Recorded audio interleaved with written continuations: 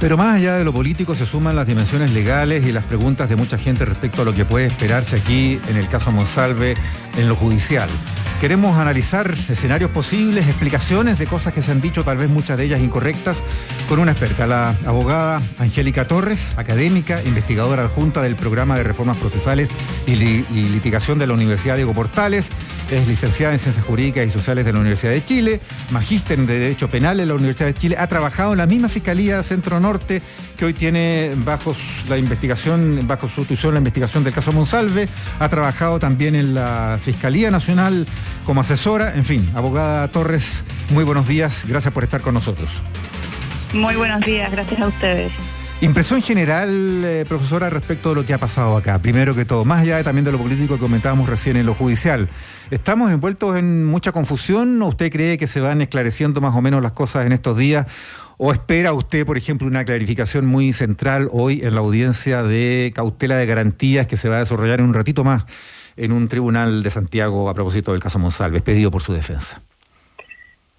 No, yo creo que aquí claramente hay mucha información que falta, mucha información confusa y mucha información que también probablemente a nosotros los ciudadanos comunes y corrientes no nos corresponde conocer, porque pueden ser parte de una investigación que debe ser de carácter secreto y reservado. Entonces, y en ese sentido, la cautela de garantía del día de hoy debiese estar destinada únicamente a que la defensa conozca los antecedentes de la investigación. Hasta donde entiendo ese es el argumento, ¿no? Que no han tenido acceso a la carpeta, a los antecedentes, y eso les impide preparar una defensa adecuada. ¿Puede enredar esa aspiración de la defensa la cantidad de antecedentes que se ha sumado que en teoría y en general complican al ex subsecretario? Actuaciones como por ejemplo la revisión previa de las cámaras o la sumatoria, por ejemplo, de teléfonos celulares. ¿O estas son cosas que, bueno, obviamente van a tener que ser de todos modos investigadas, pero no afectarían esta cautela de garantías? No, la cautela de garantía únicamente tiene que ver con el hecho de que la defensa en este caso estima que se están infringiendo, que no se están respetando ciertos derechos del imputado, en este caso del ex subsecretario, y por eso entonces solicita una audiencia para que se permita tener acceso a la carpeta, para que el Tribunal de Garantía tome conocimiento de esta situación y se solicite con posterioridad que el Ministerio Público ponga a disposición de la defensa y del imputado la carpeta para que puedan conocer los antecedentes. Entonces, en ese sentido, que se complique la investigación propiamente tal, yo diría que no, es solo el ejercicio de los derechos de la defensa para poder conocer qué es lo que hay en la carpeta, claro. Porque si es como lo señala la defensa, en este momento ellos solamente han podido conocer los antecedentes a través de lo que se ha señalado por la prensa. Entonces me imagino que, o sea, de hecho, para poder ejercer una defensa adecuada, tienen que poder acceder a esa carpeta. Por la prensa que ha recogido no otra cosa hasta ahora que las declaraciones de las mismas autoridades, cuando han hablado así de qué tipo de denuncia estamos hablando, por qué delitos, y en fin. Abogada Torres, pero aquí lo que uno escucha habitualmente cuando se producen estas situaciones y en que hay investigaciones reservadas o bien meramente todavía no formalizadas, al menos como la declaración para galería que uno escucha siempre es: queremos que me formalicen para conocer el expediente. Lo vimos en el caso Jaude, estoy recordando, y en otros.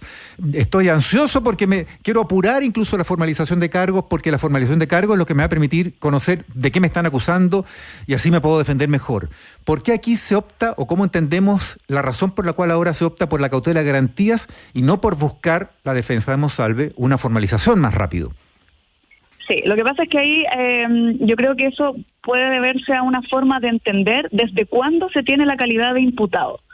Porque se tiende a pensar que la calidad de imputado solamente se obtiene una vez que se formaliza la investigación. Es decir, que el Tribunal de Garantía le comunica al sujeto cuáles son los hechos que se están investigando.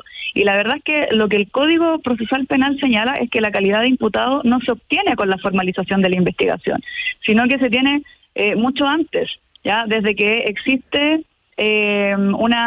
cualquier diligencia que se realice respecto del sujeto, la primera actuación del procedimiento que se dirija en su contra. Entonces, incluso desde que hay una denuncia ya es imputado, ¿no? Porque una denuncia lo imputa, ¿o no? Exactamente, claro. Exactamente. Puede que haya sido una denuncia o podría haber sido una investigación de oficio, pero en este caso, como se requiere instancia particular de la persona ofendida, hay una denuncia, y desde ese momento, cuando hay una primera actuación del procedimiento que se dirige en su contra, ya tiene la calidad de imputado. ¿Cuál es la ventaja? Lo voy a decir así como entre comillas quizá, porque tiende a asociarse la calidad de imputado con una connotación bastante negativa, pero la verdad es que la ventaja es que cuando el sujeto ya tiene esa calidad, ya puede ejercer los derechos que le otorga el sistema, ¿no? Y dentro de esos derechos está el que pueda tener acceso a la carpeta para poder conocer cuáles son los antecedentes que hay en ella y poder preparar adecuadamente la defensa. Ya. La otra vía es la que tú señalas y que se ha utilizado en otros casos, que es solicitar que se formalice la investigación. Y en ese caso, tal vez lo que los sujetos buscaban conocer eran específicamente los hechos que el tribunal iba a comunicar. O sea, esta es una posibilidad que también reconoce el código, ¿no? Un control, o la posibilidad de pedirle al sistema, comuníqueme cuáles son los hechos. Pero quizá en este caso se optó simplemente por ejercer uno de los derechos, entendiendo que ya se es imputado desde antes de la formalización. Ahora, ¿es extraño o no que estemos en esta fase y que venga ahora una audiencia de cautela de garantías y no todavía una formalización, y esa formalización no aparezca en el horizonte porque tampoco hay fecha ni audiencia pedida para formalizar cargos? Y lo pregunto derechamente porque en contraste con esto, una noticia de estas últimas horas ha sido la velocísima detención y formalización de cargos contra el exjugador Jorge Valdivia. Ya hemos explicado que son circunstancias distintas, flagrancia o no flagrancia, 3 semanas en que se demoró en el caso Monsalve en presentarse la denuncia, la dificultad para reunir pruebas. Pero ya a estas alturas, ¿sigue siendo eso una explicación suficiente o es extraño que se siga demorando? Yo aquí quisiera hacer una explicación lo más técnico posible, no quisiera especular respecto a razones que pudieran subyacer a esta toma de decisiones. Y si uno se va exclusivamente a los aspectos técnicos de ambas causas, uno podría decir que probablemente en el caso que conocimos el día de ayer del señor Valdivia, probablemente el hecho de que la denuncia se haya producido de forma más rápida, de que se hayan podido efectuar pericias en el servicio médico legal y que parece que se cuenta con una serie de otros antecedentes, claro, eso facilita que se pueda tener claridad respecto de la configuración de un hecho. Y bueno, el hecho de que ya haya quedado en prisión preventiva también daría cuenta de que la jueza tuvo a la vista una serie de antecedentes que permiten acreditar la existencia del hecho, la participación del imputado y además que existían los elementos para decretar la prisión preventiva. Entiendo que ella hizo mención a la seguridad de la víctima en este caso. Entonces, puede que eso marque la diferencia respecto de este otro caso en que tal vez no existe todavía la cantidad de antecedentes suficientes como para que el Ministerio Público realice la formalización de la investigación. Ahora, una cosa distinta o algo que uno sí pudiera hacer la distinción es la formalización de la investigación y la solicitud de las medidas cautelares. Son dos cosas que son distintas, pero que generalmente se hacen en la misma audiencia. O sea, claro. Primero comunico cuáles son los hechos y luego solicito una medida cautelar dependiendo de una serie de factores como claro. la pena asociada, la seguridad de la víctima, etcétera. Peligro de fuga. Exactamente. Entonces puede que en este caso, si aún no hay formalización de la investigación, ni siquiera existan antecedentes para acreditar el hecho propiamente tal y la participación del sujeto en eso. Insisto que es una mirada bien técnica de este asunto. Sí, no, pero se entiende clarísimo. Sí. Y esto es lo que realmente pudiera de pronto, no sé si decepcionar a mucha gente que ve aquí y quiere las máximas penas porque cree a la víctima por último, ¿no? Digámoslo por la razón más básica. Pero aquí es difícil probar, en este caso, la violación debido al tiempo que transcurrió entre los presuntos hechos y los primeros exámenes médicos que fueron días o semanas después, exámenes según entendemos psiquiátricos, en fin, y lo que más va a haber son pruebas testimoniales o referenciales o de contexto más que prueba científica, ¿o no? Sí, aquí igual yo quisiera mencionar algo que le escuché a la ministra Orellana el día de ayer, que esto no significa en ningún caso criticar el que una víctima haga una denuncia en un tiempo largo. Tiempo largo. Total, ¿no? en este tipo de delitos suele ocurrir y muchas veces es el gran problema, pero es lo más explicable que hay por razones humanas, obvias de la víctima que enfrenta una situación. Exactamente. Sí, de acuerdo. Exactamente, que a veces se demoran años en hacer la denuncia, pero efectivamente, claro, cuando ha pasado un tiempo considerable, hay cierto tipo de pericias que ya no se van a poder realizar, como son las sexológicas, ¿no? Y claro, ahí entran otros medios de prueba que se podrían utilizar, como por ejemplo pericias de carácter psicológico o psiquiátrico, como bien señalabas tú, declaraciones de testigos, que por supuesto no van a ser testigos presenciales de lo que ocurrió al momento de la relación sexual, al momento del acceso carnal, pero que sí podrían dar indicios de las causas, de las distintas causales que tiene la violación para configurarse, como la existencia de privación de sentido de la víctima, por ejemplo. Si es que alguien la vio antes con una mirada desorientada, caminando de forma errática, etcétera. Yeah. O sea, podría haber prueba testimonial en ese sentido y más las pericias de carácter psicológico o psiquiátrico que se puedan hacer que sean las que se utilicen en este caso. Ahí los testimonios más valiosos serían entonces los directos de esa noche del 22 de septiembre en el restaurante y en el hotel, más que los compañeros de trabajo de esta funcionaria, que además entendemos que después de ese día no fue y hasta ahora no ha vuelto a trabajar porque está con licencia, y que escucharon aparentemente, por lo que hemos sabido, su testimonio directo. Pero esos sí que son testimonios más de oída. Aquí valdrían más los directos de quienes vieron a esta pareja aparentemente entrar, ¿no es cierto?, al hotel, por ejemplo. Sí, exactamente. Ya. Sería bastante relevante. O sea, acreditarían o apuntarían probablemente a elementos distintos, ¿no? O sea, como el hecho de la privación de sentido o que no haya tenido la capacidad para oponerse a la conducta sexual. ¿Podría ser un eximente la privación de sentido del presunto culpable aquí, si es que, porque es algo que aparentemente él buscó determinar? Él lo contó el presidente de la República, nada menos, que le comentó que él había revisado las cámaras del hotel para ver en qué estado había llegado al hotel con ella. Si bien es cierto, esto es algo que se discute muchas veces en la doctrina, se entiende que no, el consumo de alcohol o de otras sustancias no configuraría una circunstancia atenuante ni eximente de responsabilidad. Abogada Torres, aquí puede haber de pronto una frustración tal vez de expectativas en cuanto a que sea muy difícil probar el hecho sexual y que finalmente el Ministerio Público sí pueda recurrir a otras acusaciones, como por ejemplo las vinculadas al abuso de poder, a propósito de la revisión de las cámaras, del trato previo con la funcionaria, de lo que pudiera incluso ser un acoso anterior, caso escenario Costanera Center, el beso involuntario sin consentimiento que le habría dado a su subalterna, circunstancias de ese tipo que constituyan o acoso o abuso de poder o infracción de secreto, no sé, lo que se ha dicho vinculado, por ejemplo, a la violación de la ley de inteligencia a propósito de la revisión de cámaras. Vamos a terminar con un caso que va a decir relación con esas cosas de pronto, más que lo netamente sexual, justamente por las dificultades probatorias que hemos estado comentando. Yo creo que es probable que se discutan los otros tipos penales también, o sea, la violación, el abuso sexual. En el caso del abuso, si es que nos situamos en los hechos que dicen relación con el beso, el abuso sexual, ahí, claro, ya no se trata de un acceso carnal, sino que de otra conducta que tiene también connotación sexual, y ahí probablemente se empleen los medios de prueba, las pericias psiquiátricas o psicológicas.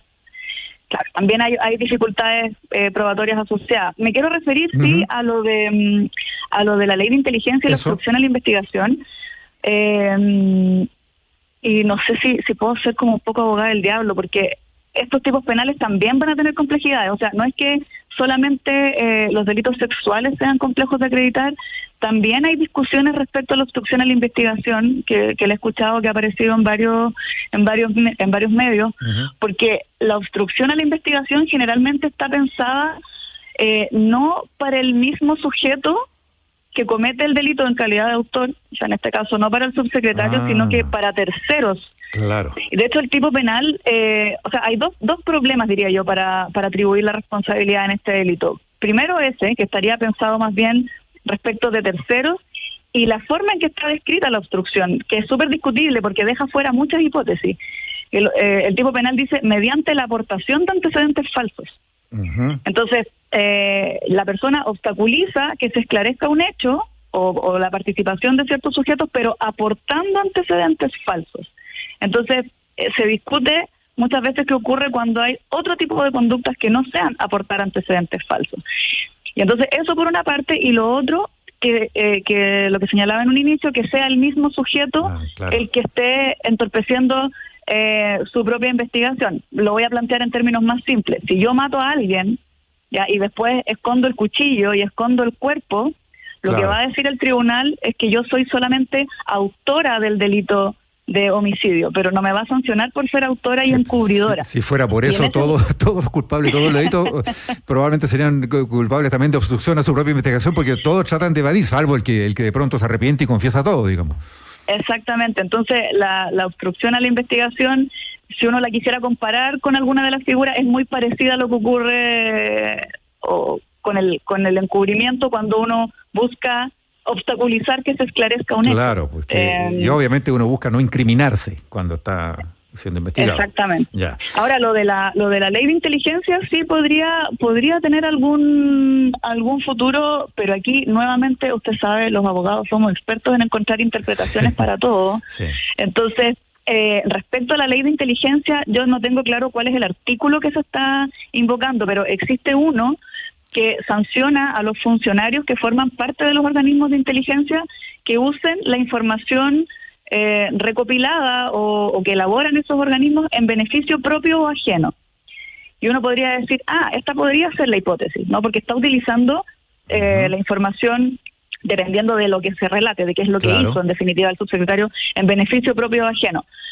Pero si uno, vuelvo aquí a ser abogada del diablo, si uno se pone bien quisquilloso con la interpretación, podría decir, bueno, es que quizá no es cualquier tipo de información, no es aquella que está en un hotel, en las cámaras de un hotel para investigar lo que diga relación con un delito sexual, sino que en realidad se trata de información propia del sistema de inteligencia, o sea, aquella que se ha obtenido para proteger la soberanía nacional, para preservar el orden constitucional, lo que diga relación con terrorismo. Entonces, probablemente, si es que esa es la figura, la defensa yo creo que sensatamente va a cuestionar qué es lo que está protegiendo esta figura, si va a sancionar el mal uso del sistema, y ahí uno podría decir sí, corresponde aplicar la figura, o si se está protegiendo el uso de esa información de carácter sensible, que es información de inteligencia, que no sería el caso. Y además, claro, ahí usted ponía un punto clave, que es que cuál fue el uso que se dio. Aparentemente hasta aquí, hasta donde sabemos, fue solo el ver y conocer y ver la imagen. No se habría usado, se ha declarado que no hay adulteración de imágenes y que no hay una utilización de esas imágenes para otro propósito, era verlas nomás.